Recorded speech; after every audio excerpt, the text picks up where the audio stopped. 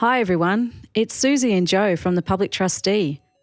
Today we're here to talk about enduring powers of attorney. I object.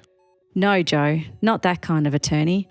When you make a will, it's a good idea to also make an enduring power of attorney, or EPA. This is a document that sets out who might manage things like your finances, health, or personal matters if you lose capacity to do this yourself. You might lose capacity due to an injury or illness, or just because you're getting older. When you make an EPA, you need to decide who will be the person or people who will make decisions if you can't. These are the attorneys we're talking about. You also need to say when this EPA will take effect. Usually this is when you lose capacity, which is determined by a doctor.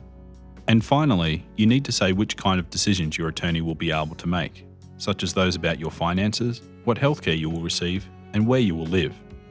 Being an attorney is a big responsibility, both the work that you need to do and also legally.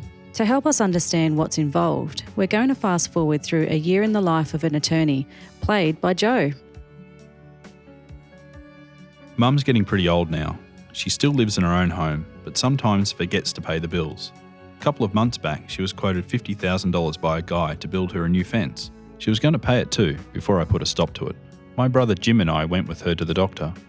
The doctor assessed her and gave us a medical certificate saying she's lost capacity. I remembered I had signed as the attorney in the EPA document Mum had made years ago. We couldn't find the original EPA, but luckily Jim and I each had a certified copy. You will need the original or a certified copy of the EPA to let Centrelink and Mum's banks, service providers and so on know you have been appointed, both so you have the authority to talk with them on Mum's behalf, but also so they know where to send the bills. Ah yes, bills. Throughout the year I pay all of Mum's bills and keep a record of all money spent. When I go shopping for food, I buy food for Mum too, but I make sure I pay for Mum's groceries with her card and mine with my card. I take a photo of the receipt and save it to my cloud storage where I keep records of everything I buy and do with Mum's money. What about gifts and donations, Joe? Well, before she lost capacity, Mum used to give a monthly donation to the RSPCA. She's always loved dogs. When I was first reviewing her bank statements, I asked her about this. She said she wanted to continue making the donation, and I knew she could afford to, so we kept this going. And what about gifts to yourself, Joe? Mum used to always give Jim and me $50 each birthday and Christmas, so we've kept up that tradition. Mum's eyes light up when I turn up and thank her for the new shirt I'm wearing, though last time she said I probably should have bought the next size up. Once, Jim joked that I should up the gift to $500 each. I knew this was not the kind of thing Mum would have done before she lost capacity, so of course I said no. Anyway, I'm sure Jim was only joking.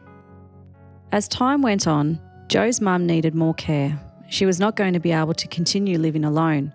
Joe had some big decisions to make. I talked to Mum and the rest of her support network about what she wanted to do and read through her EPA to consider the terms and her wishes before she lost capacity. I also talked to her doctor and a financial advisor, which was paid for with Mum's money. After all of this, I decided that the best course of action was to sell Mum's house and use the money to pay the accommodation bond for a nursing home that was close to Jim and me. I invested the rest of the money in line with the financial advice. Good work on applying the general principles from the Powers of Attorney Act, Joe. Remember, if you're an attorney, when making decisions, you must be honest and make decisions carefully following the terms of the EPA. Do what QCAT or the court tells you to do. Don't do anything where there is a conflict of interest, such as selling things to or buying things from the person you make decisions for.